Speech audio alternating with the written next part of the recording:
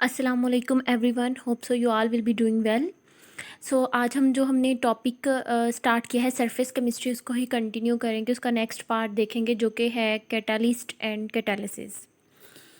जो catalyst and catalysis है इसको भी हम एड्जॉर्प्शन, सरफेस केमिस्ट्री, एब्जॉर्प्शन, इसमें हम स्टडी करते हैं। इस टॉपिक में इसको स्टडी किया जाता है बिकॉज कुछ कैटालिस्ट होते हैं जो सॉलिड होते हैं और रिएक्टेंट्स जो है वो उनके ऊपर एड्जॉर्ब हो जाते हैं और यूँ एड्जॉर्प्शन फिनोमेना उनमें आ जाता है। दैट्स वाई उनको इसी टॉपिक के अंडर स्टडी किया जाता है। ओके, कैटालिस्ट हमारे पास, कैटालिस्ट और कैटालिसिस दो डिफरेंट चीज़ें हैं। कैटालिस्ट क्या है? Substance which alters the rate of reaction but remains chemically unchanged. कुछ हमने जो पढ़ा है, कुछ नहीं, मोस्टली ये लिखा होता है कि सब catalyst is a substance which enhance which increase the rate of reaction. But जो इसकी बेस्ट डेफिनेशन है वो ये है कि substance which alters the rate of reaction. Alter मतलब चेंज करना। अब कैटालिस्ट जो है वो रेट ऑफ रिएक्शन को इंक्रीज ही नहीं करते ऑल टाइम, बल्कि कुछ कैटालिस्ट हैं वो रेट ऑफ रिएक्शन को डिक्रीज़ भी करते हैं। जो नेगेटिव कैटालिस्ट होते हैं वो रेट ऑफ रिएक्शन को डिक्रीज़ करते हैं। ये हम नेक्स्ट उनके एग्जांपल्स देखते हैं और हम उनको कहाँ यूज़ करते हैं वो नेक्स्ट हम इसी लेक्चर में स्टडी करते हैं, नेगेटिव कैटालिस्ट को भी। सो इसकी बेस्ट डेफिनेशन यही होगी कि substance which alters the rate of reaction, rate of reaction को चेंज कर देते हैं बट रिमेन्स केमिकली अनचेंज। खुद जो है अपनी केमिकल कंपोजिशन जो है वो चेंज नहीं होने देते। अब हम कुछ एग्जांपल स्टडी करें। अगर हाइड्रोजन और ऑक्सीजन को कंबाइन करें तो वाटर फॉर्मेशन होती है। ये एक स्लो प्रोसेस है, लेकिन अगर हम कैटलिस्ट यूज़ कर लेते हैं प्लेटिनम तो ये बहुत फास्टली रिएक्शन हो जाएगा। नेक्स्ट है KClO3 है हमारे पास। ये स्लो डिकम्पोज हो रहा है, लेकिन अगर हम इसको MnO2 की प्रेजेंस में करवाएं डिकम्पोजिशन इसकी तो ये फास्टली हो जाएगा। इसी तरीके से HCl ऑक्सीडाइज होता है Cl2 में। अगर हम क्यूप्रस क्लोराइड CuCl2 अगर हम कैटलिस्ट यूज़ कर लेते हैं तो ये भी जल्दी ऑक्सीडाइज हो जाएगा। मतलब कि इसकी ऑक्सीडेशन के लिए हम ये यूज़ करते हैं। तो ये आपने रिएक्शन जो है किस रिएक्शन में कौन सा कैटलिस्ट यूज़ कर होता है ये आपने याद करने हैं as an option MCQ। Next है कैटालिसिस। कैटालिसिस हमारे पास सेकंड टर्म है, ये प्रोसेस है। कैटालिस्ट क्या है? सब्सटेंस है जिसको हम यूज़ करते हैं, और कैटालिसिस प्रोसेस है जिसमें कैटालिस्ट को यूज़ करते हैं। Process taking place in the presence of catalyst, जिस प्रोसेस में कैटालिस्ट यूज हो, जो कैटालिस्ट की प्रेजेंस में हो, वो कैटालिसिस है। Catalyst provides new reaction. Catalyst basically करता क्या है? हमें पता है कि एक न्यू रिएक्शन पाथ दे देता है विद द लो ये activation energy barrier. Activation energy क्या होती है? वो वाली एनर्जी जो रिएक्शन को स्टार्ट कराने के लिए हमें रिक्वायर होती है। तो कैटालिस्ट क्या कर देता है? उस एनर्जी को स्लो कर देता है ताकि थोड़ी सी एनर्जी हम दें और रिएक्शन स्टार्ट हो जाए। तो ये हमारे पास है कैटलिस्ट। यूँ हम कह सकते हैं कि ये वर्क करता है। आगे इसकी टाइप्स होती हैं, homogeneous catalysis, heterogeneous catalysis. Homo means ही सेम है, हमें पता है। होमोजीनियस कैटालिसिस वो when the catalyst and reactants are in the same state, same state में हो catalyst and reactant, same state like अगर रिएक्टेंट सॉलिड में है कैटलिस्ट भी सॉलिड में हो, रिएक्टेंट गैस में है कैटलिस्ट गैस में हो, रिएक्टेंट लिक्विड में है कैटलिस्ट लिक्विड में हो। The catalyst is uniformly distributed through out this system, और सेम स्टेट में हो और यूनिफॉर्मली ही डिस्ट्रीब्यूटेड हो। फॉर एग्जांपल अगर हम इसमें देखें तो SO3 की फॉर्मेशन होती है गैस की SO2 और ऑक्सीजन से। Sulphur dioxide and oxygen gases मिल के सल्फर ट्राइऑक्साइड गैस, तीनों ही गैस हैं, गैस बनाती हैं। और ये रिएक्शन जो है होता है लेड चैम्बर में, needs NO in the presence of, you can say in the presence of NO catalyst, nitrogen monoxide. और ये कैटालिस्ट भी क्या है? गैस फॉर्म में है। तो जो रिएक्टेंट्स हैं वो भी गैस फॉर्म में है, जो कैटालिस्ट है वो भी गैस फॉर्म में है। तो ये होमोजीनियस कैटालिस्ट की एग्जांपल होगी। हमने कहा ना कि होमो मीन्स सेम, तो यहाँ पे सारे सेम फेज में है। अब एस्टर्स में देखें तो एस्टर्स की हाइड्रोलिसिस करवाई जाए, हाइड्रोलाइज करवाए जाते हैं in the presence of sulphuric acid. अब ये डाइल्यूट, ये भी लिक्विड है, एस्टर्स भी लिक्विड हैं, तो रिएक्टेंट्स एंड कैटालिस्ट फिर सेम फेज में हो गए। इस तरीके से आप कुछ और एग्जांपल्स भी सर्च कर सकते हैं होमोजीनियस कैटालिसिस की। हेट्रोजीनियस में आएगा कि when the catalyst and reactants are in the different phase, जब डिफरेंट में हो, उसके ऑपोजिट है, तो हीट्रो का जो वर्ड है उसका मतलब ही डिफरेंट होता है। तो मोस्टली कैटलिस्ट जो है होते हैं हिट्रोजीनियस कैटालिसिस में, याद रखें कैटलिस्ट जो होते हैं वो मोस्टली जो होते हैं वो सॉलिड में होते हैं, और रिएक्टेंट्स जो होते हैं वो गैसेज या लिक्विड कोई भी हो सकते हैं। फॉर एग्जांपल अगर हम देखें तो ऑक्सीडेशन जो है अमोनिया की नाइट्रोजन मोनोऑक्साइड में अगर हमने करवानी है, रिएक्टेंट है अमोनिया, और ये प्लेटिनम जो है इसकी प्लेटिनम गैस की प्रेजेंस में हुआ है, और ये हमारे पास सॉलिड है। इन दी प्रिपरेशन ऑफ नाइट्रिक एसिड की अगर नेक्स्ट हम प्रिपेयर करवाएं फर्दर, तो ये प्लेटिनम जो है वो सॉलिड में है, अमोनिया गैस में है, तो डिफरेंट जो है हमारे पास हो गया स्टेट। तो ये हेट्रोजीनियस कैटालिसिस है। इसके अलावा हाइड्रोजनेशन जो कॉमन एग्जांपल पढ़ते हैं जिसमें निकल प्लेडियम प्लेटिनम कैटलिस्ट यूज़ होते हैं, ये सारे कैटलिस्ट सॉलिड फेज में है। हाइड्रोजन जो हम ऐड करते हैं वो गैस फेज में होती है। ओलिफिन्स लाइक इथीन ले लें, मीथीन ले लें, वो भी गैस फॉर्म में है। तो ये भी डिफरेंट में हो गए, तो ये हेट्रोजीनियस कैटालिसिस की एग्जाम्पल है। नेक्स्ट है हमारे पास करेक्टरिस्टिक क्या होती है कैटालिस्ट की, क्या हो सकती हैं characteristics. Remain unchanged in mass and chemical composition at the end of reaction. Mass उसका चेंज नहीं होता, और केमिकल मतलब जिस केमिकल्स के साथ वो बना है जो उसका मैस है वो चेंज नहीं होगा। बट एक बात याद रखें कि उसकी फिजिकल स्टेट जो है ना वो चेंज हो सकती है। लाइक सपोज कि उसका कलर पहले रिएक्शन के कुछ और था, बाद में कुछ और हो जाए, ये पॉसिबल है, ये पॉसिबिलिटी है कि उसकी फिजिकल स्टेट चेंज हो जाए। इसी तरीके से अगर पहले सॉलिड में है, बाद में पाउडर फॉर्म में हमें रिएक्शन के बाद ऑब्टेन हो जाए, ऐसा हो सकता है। लेकिन केमिकल कंपोजिशन और मैस चेंज नहीं होगा। ड्यूरिंग डिकम्पोजिशन ऑफ KClO3, अगर हम देखें, अभी हम इसका एग्जाम्पल पढ़ के आए हैं कि KClO3 की डिकम्पोजिशन में MnO2 कैटालिस्ट यूज़ होता है। तो वही एग्जाम्पल यहाँ पे कोड की गई कि इसमें क्या होता है कि जो कैटालिस्ट है MnO2 वो कन्वर्ट हो जाता है ग्रैनुअल्स जो है उससे फाइन पाउडर फॉर्म में बिल्कुल कन्वर्ट हो जाता है। तो अब हम देख सकते हैं कि इसमें MnO2 की फिजिकल स्टेट चेंज हो गई है, ग्रैनुअल से फाइन पाउडर फॉर्म में आया है। लेकिन MnO2 मैंगनीज और ऑक्सीजन से बना है ना, तो उसकी केमिकल कंपोजिशन वही रहेगी, जो मैस है जितना हमने यूज़ किया था वो भी उतना ही रहेगा। अब कुछ शाइनिंग सरफेसेस होती हैं सॉलिड कैटालिस्ट की, वो भी at the end of the reaction dull हो जाती हैं। तो ये पॉसिबिलिटीज़ हो सकती हैं। Trace of metal catalyst affects very large amount of reactants. Trace का मतलब है कि हम कैटालिस्ट को बहुत थोड़ी मिकदार में भी हम यूज़ कर लें तो वो एक रिएक्शन को करवाने के लिए इनफ है। फॉर एग्जाम्पल 1 मिलीग्राम प्लेटिनम हम कैटालिस्ट यूज़ करते हैं तो वो 2.5 लीटर या 2.5 DM³ जो हाइड्रोजन है एंड 1.25 लीटर जो ऑक्सीजन है, इसको वाटर में कन्वर्ट कराने के लिए यूज़ होता है। ये एग्जाम्पल भी हम पीछे पढ़ के आए हैं जिसमें हमने कहा कि हाइड्रोजन और ऑक्सीजन के लिए प्लेटिनम कैटालिस्ट यूज़ होता है। यहाँ पे हम उसकी क्वांटिटी की बात करें कि 1 मिलीग्राम इनफ होगा कि अगर हम 2.5 लीटर जो है हाइड्रोजन और 1.25 लीटर जो है वो ऑक्सीजन जो है उसको वाटर में कन्वर्ट करवाना चाहें तो 1 मिलीग्राम इनफ है। मिलीग्राम आपको पता ही है कितना थोड़ा है, यूनिट छोटा यूनिट है। HCl and NH3 in the presence of trace of moisture. इसी तरीके से हाइड्रोजन क्लोराइड और अमोनिया, ट्रेस ऑफ मॉइस्चर, बहुत थोड़े से मॉइस्चर में ही डेंस वाइट फ्यूम्स जो है अमोनियम क्लोराइड के वो फॉर्म कर देते हैं। लाइक यहाँ पे जो हमारा मॉइस्चर है ये कैटालिस्ट है, ट्रेस उसकी थोड़ी सी अमाउंट में ही वो हमारे पास प्रोडक्ट दे देते हैं। Thousands of decimetre cubic of hydrogen peroxide H2O2 is decompose in the presence of 1 gram of colloidal platinum. यहाँ पे भी प्लेटिनम कैटालिस्ट यूज होता है। 1 ग्राम, थोड़ा सा देखें, 1 ग्राम इनफ है। थाउजेंड्स ऑफ, इतने ज़्यादा ml जो है हाइड्रोजन पेरोक्साइड वो डिकम्पोज हो जाता है 1 ग्राम से ही।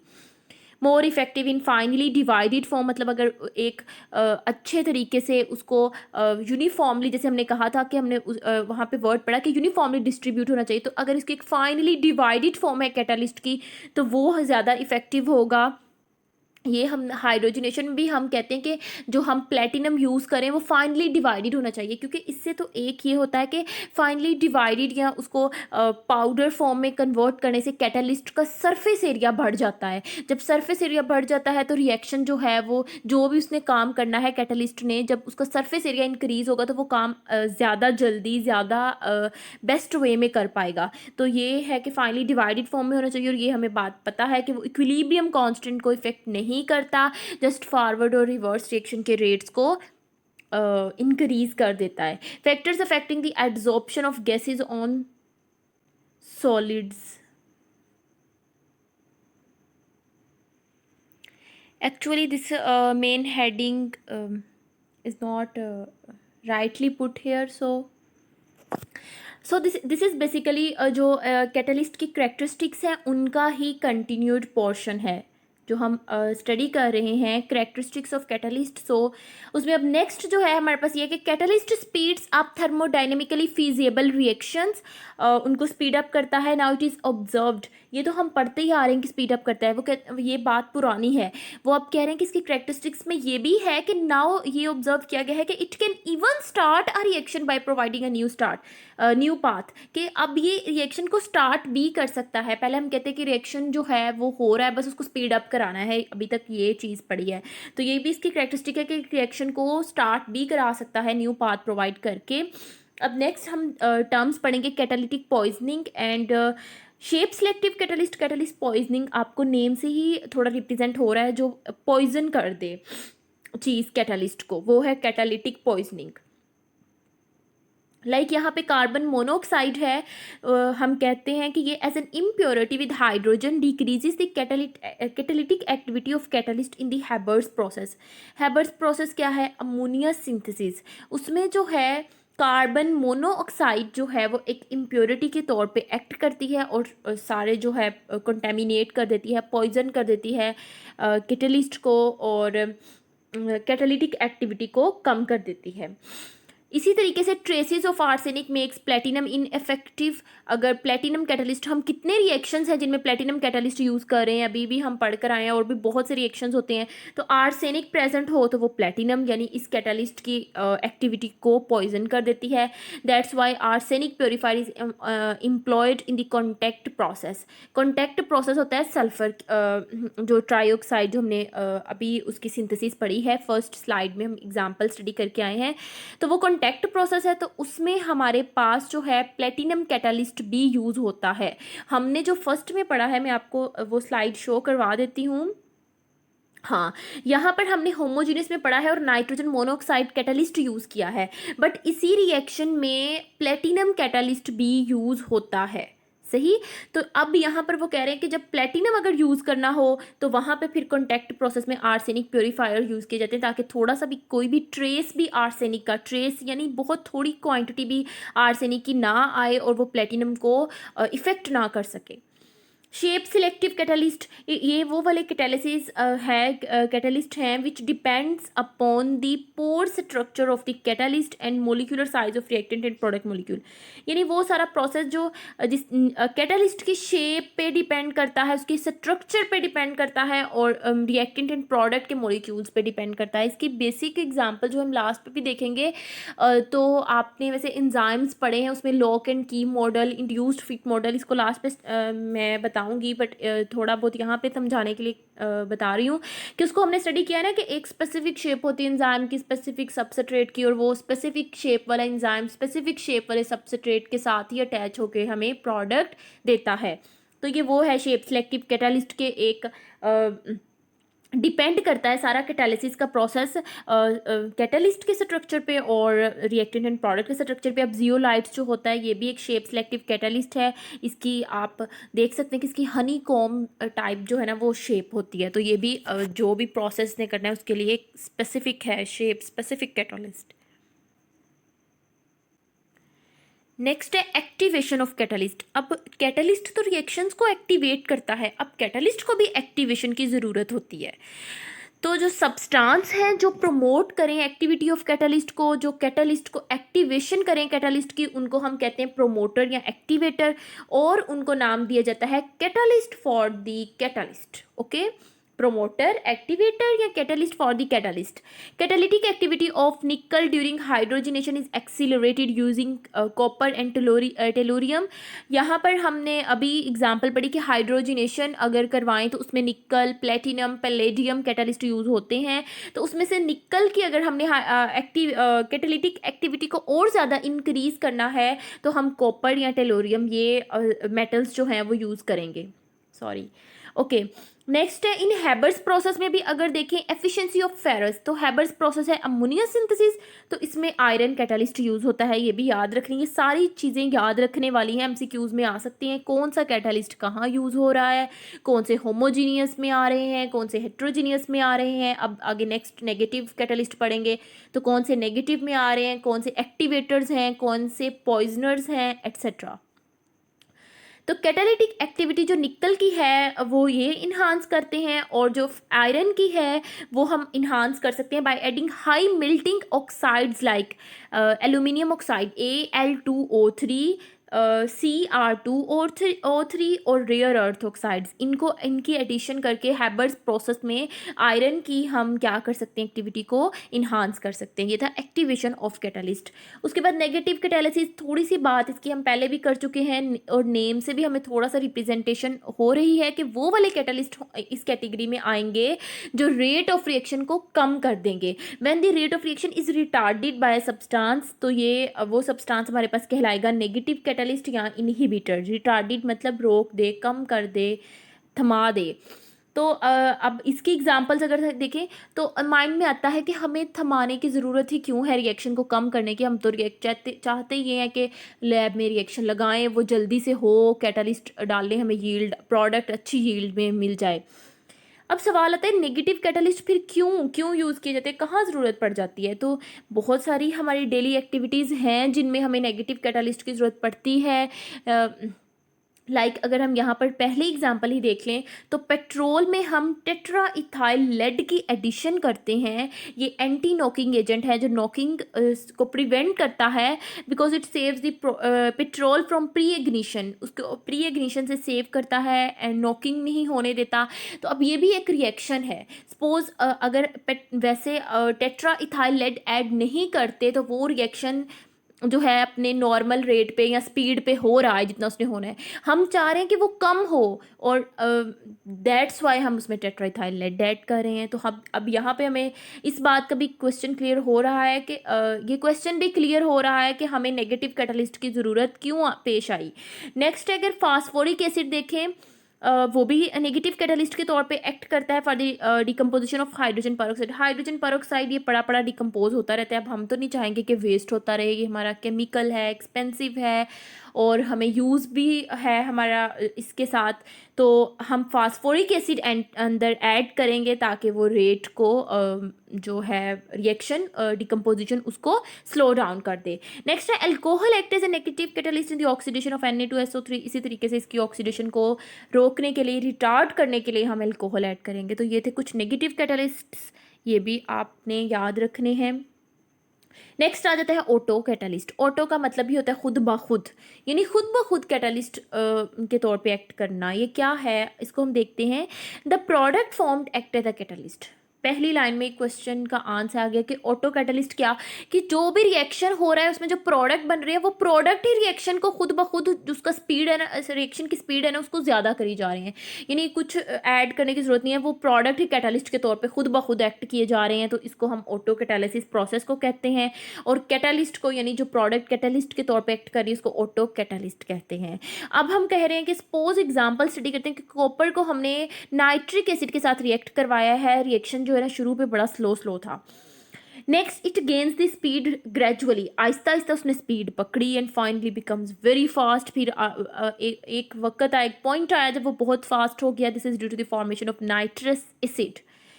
तो जब हमने कॉपर को नाइट्रिक एसिड के साथ रिएक्ट करवाया तो नाइट्रस एसिड फॉर्मेशन हुई। इसकी फॉर्मेशन की वजह से रिएक्शन फास्ट होना शुरू हो गया। मतलब ये प्रोडक्ट हमारे पास बन रहा है और ये कैटालिस्ट के तौर पर भी एक्ट कर रहा है। तो ये ऑटो कैटालिस्ट है और ये प्रोसेस ऑटो कैटालिसिस है।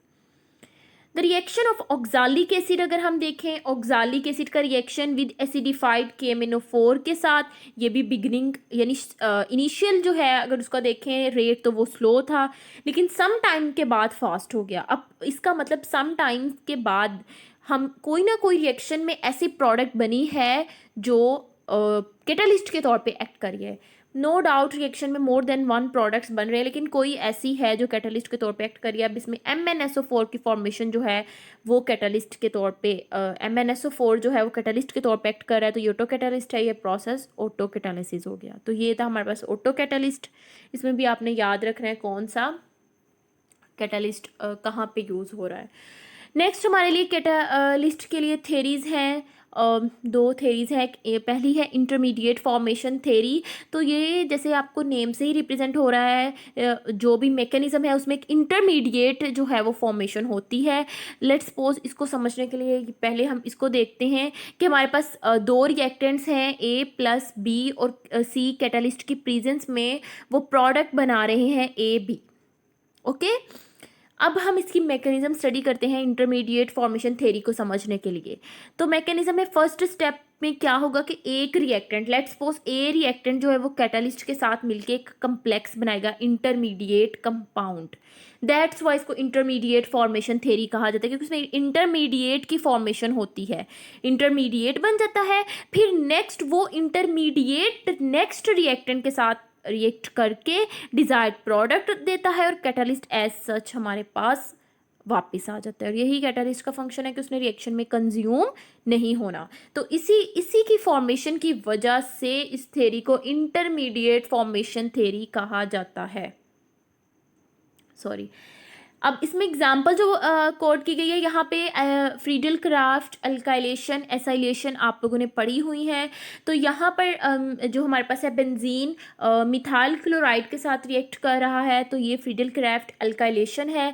AlCl3 की प्रेजेंस में रिएक्शन होता है, तो ये जो बेंजीन है उसके साथ मिथाइल लग जाता है और उसकी हाइड्रोजन जो है वो क्लोरीन के साथ मिलके HCl बना देते हैं। रिएक्शन मैकेनिज्म में होता क्या है, पहले जो कैटालिस्ट है यहाँ पे AlCl3 कैटालिस्ट भी यूज होता है। ओके, तो जो कैटालिस्ट है AlCl3 वो पहले एक रिएक्टेंट के साथ रिएक्ट करके ये कम्प्लेक्स बना देता है, intermediate formation theory. That's why इसको भी फ्रीडल क्राफ्ट, अल्काइलेशन और एसाइलेशन को भी इंटरमीडिएट फॉर्मेशन थ्योरी जो है कैटालिस्ट की उसके अंडर स्टडी कर सकते हैं उसके में एग्जाम्पल के तौर पे, क्योंकि यहाँ पर भी एक कम्प्लेक्स बन जाता है। अब नेक्स्ट स्टेप में ये कम्प्लेक्स जो है वो नेक्स्ट रिएक्टेंट के साथ जो है वो रिएक्ट करता है। वो हमारे पास क्या था, बेंजीन। तो बेंजीन के साथ रिएक्ट करेगा तो बेंजीन न्यूक्लियोफाइल के तौर पे एक्ट करेगा, इसके ऊपर अटैक करेगा। जैसे इसके ऊपर अटैक करेगा, ये मिथाइल उसके साथ अटैच हो गई और जो हाइड्रोजन एक एक्स्ट्रा होगा वो AlCl4 से एक क्लोरीन लेके HCl के बाय प्रोडक्ट HCl के तौर पे वो एलिमिनेट हो जाएगा बाय प्रोडक्ट, और AlCl3 जो कैटालिस्ट था वो एज सच हमारे पास आ जाएगा। तो ये एक एग्जांपल थी सिंपल सी इंटरमीडिएट फॉर्मेशन थ्योरी को समझाने के लिए। नेक्स्ट हमारे पास है एड्जॉर्प्शन थ्योरी कैटालिसिस। ये हाइड्रोजनेशन इसकी कॉमन एग्जांपल है, उसको ही अगर हम लेके चलें तो ये हमारे पास हाइड्रोजन है रिएक्टेंट और ये हमारे पास है कैटालिस्ट।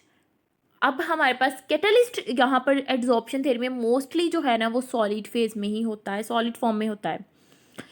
तो एड्जॉर्प्शन नेम से ही शो हो रहा है कि कैटालिस्ट पर एड्जॉर्प्शन होगी। ओके, तो ये कैटालिस्ट का सरफेस है, हाइड्रोजन जो है वो उसकी सरफेस पे एड्जॉर्ब हो जाएगी। ये एक रिएक्टेंट है हाइड्रोजन। अब जो दूसरा रिएक्टेंट है, कोई भी ओलिफिन है जो भी, वो रिएक्टेंट कैटालिस्ट की सरफेस के करीब आएगा। ठीक है, फर्स्ट स्टेप में। ओके, क्या हुआ है, ये हाइड्रोजन जो है वो कैटालिस्ट की सरफेस पे एड्जॉर्ब हो गई है और नेक्स्ट हमारे पास जो ओलिफिन है वो पहले थोड़ा सा डिस्टेंस पे है, नेक्स्ट स्टेप में वो सरफेस की थोड़ा क्लोज आ गया है।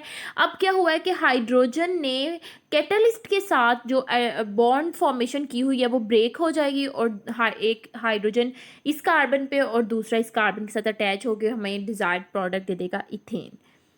यहाँ पे लास्ट स्टेप में क्या होगा, डीजॉर्प्शन हो जाएगी, डीजॉर्प्शन हो जाएगी रिएक्टेंट की from the surface of catalyst. तो ये थी एड्जॉर्प्शन थ्योरी, क्योंकि कैटालिस्ट की सरफेस पे एड्जॉर्प्शन हो रही है, that's why it is named as adsorption theory. जैसे उसने उस थ्योरी को नेम क्यों दिया गया था, क्योंकि वहाँ पे इंटरमीडिएट फॉर्मेशन हो रही थी।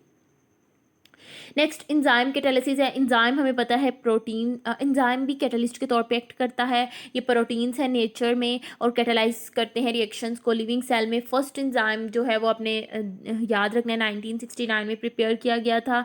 यूरिया है जो हाइड्रोलाइज करता है अमोनिया को कार्बन डाइऑक्साइड में in the presence of urease. अब यूरिएज इंजाइम है जो कि कैटालिस्ट के तौर पे एक्ट कर रहा है इस रिएक्शन में। कौन से रिएक्शन में? यूरिया की हाइड्रोलिसिस में, जिसमें हमें प्रोडक्ट मिलती है अमोनिया और carbon dioxide present in soybean. और ये यूरिएज जो इंजाइम है जो कैटालिस्ट के तौर पे एक्ट कर रहा है वो सोयाबीन में प्रेजेंट है, होता है, you can say. Concentrated sugar solution undergoes hydrolysis into glucose and fructose. अगर शुगर की हम बात करें C12H22O11, तो उसमें हमारे पास जो है हाइड्रोलिसिस होती है। ये आप देख सकते हैं 2 मॉलिक्यूल्स बनते हैं, एक ग्लूकोज का एक फ्रुक्टोज का। और ये कौन सा एंजाइम यहाँ पे यूज़ होता है? इन्वर्टेज, जो कि यीस्ट में प्रेजेंट होता है। अब नेक्स्ट एग्जाम्पल, 3 एग्जाम्पल हैं। थर्ड वन है glucose is converted into ethanol. Ethanol में जब कन्वर्ट होता है तो इसके लिए एंजाइम जो यूज़ होता है वो जाइमेज यूज़ होता है, ये भी यीस्ट में प्रेजेंट है। तो ये एंजाइम कैटालिसिस है कि इसमें एक स्पेसिफिक एंजाइम जो है वो कैटालिस्ट के तौर पे एक्ट करता है और रिएक्शन अकर करता है उसकी प्रेजेंस में। अब जैसे हमने सिंपल कैटालिस्ट की कैरेक्टरिस्टिक्स देखी हैं, पहले कैटालिस्ट की डेफिनेशन देखी और उसकी एग्जांपल। इसी तरीके से हमने एंजाइम कैटालिस्ट की डेफिनेशन देख ली, उसकी एग्जांपल। अब हम उसकी एंजाइम कैटालिसिस की कैरेक्टरिस्टिक्स देखेंगे। मोस्टली इनऑर्गेनिक हेट्रोजीनियस कैटालिसिस होता है एंजाइम कैटालिसिस, और हाईली एफिशिएंट है। एफिशिएंट मतलब एक मॉलिक्यूल जाइमेज जैसे लाइक एक मॉलिक्यूल उसका इनफ है 10⁶ इतने मॉलिक्यूल्स जो है रिएक्टेंट्स को इनकी ट्रांसफॉर्मेशन के लिए एक मॉलिक्यूल ही एंजाइम का इनफ है पर मिनट। एक मिनट में 10⁶ जो मॉलिक्यूल्स हैं रिएक्टेंट के, उनको फॉर्म करवाना है प्रोडक्ट में, तो एंजाइम कैटालिस्ट का एक मॉलिक्यूल ही इनफ होगा। They are highly specific in nature. जब भी किसी चीज़ में स्पेसिफिक इन नेचर आ जाता है तो उसका मतलब ये होता है कि हर एक चीज़ के लिए अलग अलग से स्पेसिफाई होना चीज़ का। लाइक यहाँ पे एग्जांपल देखिए कि यूरिएज एंजाइम है तो वो यूरिया की हाइड्रोलिसिस के लिए ही यूज़ होगा, उसी को ही कैटालाइज करेगा। जाइमेज अपना काम ही करेगा। वो अगर इन्वर्टेज है वो शुगर को ग्लूकोज और फ्रुक्टोज में कन्वर्ट कर रहा है तो वो वही काम कर रहेगा। तो इस तरीके से हर एंजाइम जो है वो स्पेसिफिक है। They are highly active at optimum temperature. हाँ, ये पॉइंट बहुत इंपॉर्टेंट है कि वो एंजाइम का एक ऑप्टिमम टेम्परेचर और ऑप्टिमम पीएच होती है जिसपे वो काम करते हैं। इनका ड्रॉबैक भी है कि टेम्परेचर कम ज़्यादा हो जाए, पीएच कम ज़्यादा हो जाए तो सारे एंजाइम डी नेचर हो जाते हैं। और आप जो टेम्परेचर है 298 to 310 एंड 6.8 pH, ये भी आपने याद रखना है। Activity can be increase in the presence of a substance. जैसे कैटालिस्ट, सिंपल कैटालिस्ट की एक्टिविटी इन्हांस होती है, ऐसे एंजाइम की भी होती है in the presence of substance, उसको प्रोमोटर्स कहते हैं। एक्टिविटीज इनहांस्ड बाय कोएंजाइम और एक्टिवेटर्स जो है इनसे भी इनहांस होती है। जनरली ये क्या होते हैं? मेटल आयंस ही होते हैं, like sodium, cobalt 2 positive, copper 2 positive. ये 2 पॉजिटिव सुपर स्क्रिप्ट में आएगा यहाँ पर भी। ओके, तो ये एग्जांपल्स हैं जो एंजाइम को इन्हांस करती हैं। लोवर्स दी, ये वही बात है कि एनर्जी ऑफ एक्टिवेशन को कम करता है और activity of enzyme catalyst is inhibited. बिल्कुल वही कि पॉइजन ऐड हो जाएगा तो एक्टिविटी कम हो जाएगी जैसे सिंपल कैटालिस्ट की होती है। आगे स्टेप्स जो है इसमें क्या आते हैं कि वही कि एंजाइम के पास एक एक्टिव सेंटर होता है उनकी सरफेस पे। फिर जो सबस्ट्रेट का मॉलिक्यूल होता है वो एक्टिव सेंटर है ना एंजाइम की मॉलिक्यूल के ऊपर, उसके अंदर आके अटैच हो जाता है, साथ बाइंड अप हो जाता है। जैसे कि की एंड लॉक मॉडल में की जो है वो आ जाती है कैविटी में और उसको ब्लॉक कर देती है। हम नेक्स्ट डायग्राम में इसकी विजुअल रिप्रेजेंटेशन देखते हैं। Substrate enter the cavities and form complex, वही कि सबस्ट्रेट कैविटीज में एंटर होके जो है कम्प्लेक्स फॉर्मेशन कर लेता है। Catalyst and products get out of the cavity immediately. फिर जब वो बाइंड हो जाते हैं फिर प्रोडक्ट्स जो है वो और साथ ही कैटलिस्ट वो हमारे पास जो है आ जाते हैं। अब ये साइंटिस्ट हैं मेंटर एंड माइकोलिस, इन्होंने प्रपोज किया था मैकेनिज्म 1913 में कि एंजाइम और सबस्ट्रेट जो है कंबाइन होकर एंजाइम सबस्ट्रेट कम्प्लेक्स फॉर्मेशन की है। फिर प्रोडक्ट और एंजाइम जो है मतलब कैटलिस्ट वो एज सच हमारे पास आ गया है। अब यही है कि lock and key model and induced fit model बार बार पढ़ा हुआ है और इजी भी है कि लॉक एंड की मॉडल क्या है कि जैसी एक्टिव साइट है वैसा ही हमारे पास इंजाइम पे जो एक्टिव साइट है वैसे ही सबस्ट्रेट जो है उसकी शेप होगी कि वो इजीली उसके अंदर फिट आ सके। ओके, तो जैसे ही यहाँ पे आप देख सकते हैं वो आसानी से फिट आ जाएगी, एक कम्प्लेक्स बन जाएगा, उसके बाद हमें डिज़ायर्ड प्रोडक्ट मिल जाएगी। अब आप देख रहे हैं विजुअली इतना ज़्यादा फ़र्क तो नहीं आ रहा कि इसमें भी जो है सबस्ट्रेट जो है वो इंजाइम पे जो एक्टिव साइट है उसकी शेप का है और बाद में कंबाइन हुआ प्रोडक्ट आ गई, और इसमें भी ऐसे हुआ। अब दोनों में जो मेन डिफरेंस है वो ये है कि लॉक एंड की मॉडल में आप जैसे एक की और एक लॉक है ना, वही हिसाब है। जैसे हर जो है की वो एक स्पेसिफिक लॉक को खोल ही सकती है, ऐसे ही यहाँ पे इंजाइम की एक्टिव साइट को ये कंसीडर किया गया है कि वो रिजिड है, वो अपनी शेप को चेंज नहीं कर सकती, ना ही सबस्ट्रेट। ठीक है, बट इंड्यूस्ड फिट मॉडल में क्या है कि शेप जो है वो मोल्डेड हो सकती है। लाइक अगर यहाँ पर जो है शेप और सबस्ट्रेट की शेप वो एक दूसरे के अंदर फिट आने वाली शेप्स नहीं है, जैसे कि यहाँ पे थोड़ी सी देखें वो फिट पूरी नहीं आई, तो उसने थोड़ा सा अपने आप को मोल्डेड करके चेंज किया है। इंजाइम ने क्या किया है, changes the shape slightly as substrate bind, slightly change किया है कि सबस्ट्रेट बाइंड हो जाए। ओके, फिर कम्प्लेक्स बना और हमारे पास प्रोडक्ट बनी है। लेकिन लॉक एंड की मॉडल में ये कहा जाता है कि वो स्ट्रक्चर रिजिड है, उसमें शेप चेंज नहीं होती। इंड्यूस्ड फिट मॉडल में कहा गया है कि वो मोल्डेड है और अपनी शेप को चेंज कर सकता है। यही डिफरेंस है, बाकी प्रोडक्ट रिएक्टेंट वही है, मैकेनिज्म भी वही है। नेक्स्ट हमारे पास जनरल नॉलेज जल्दी जल्दी देख लेते हैं। The average heart beat per minute in a normal man is 70 होती है। Person with which of the following blood groups can receive blood of any group, यानी यूनिवर्सल एक्सेप्टर कौन है, ए बी। डोनर कौन था, कल पढ़ाया था, ओ नेगेटिव था। Malaria is a disease which affects the spleen. उसके बाद हमारे पास है which of the following disease is caused by virus, small pox जो है वो वायरस से होती है। Medulla oblongata is a part of human brain, हमें ये पता है। Myopia is a disease connected with eyes. Leukaemia is a disease of the blood, white blood cell से होती है। Short sightedness can be corrected by using concave lens use करके हम कर सकते हैं short sightedness. Trachoma is a disease of the eyes. Match of the following column 1 and column 2। Barbari, I think यहाँ पर कुछ मिस हो गया है। ओके, इस MCQs को हम नेक्स्ट देख लेंगे, आप 29 तक ही कर लें। So this is all about your topic, hope so you understand it well, but if you have any queries, any question, you can ask in the comment section. Thank you so much.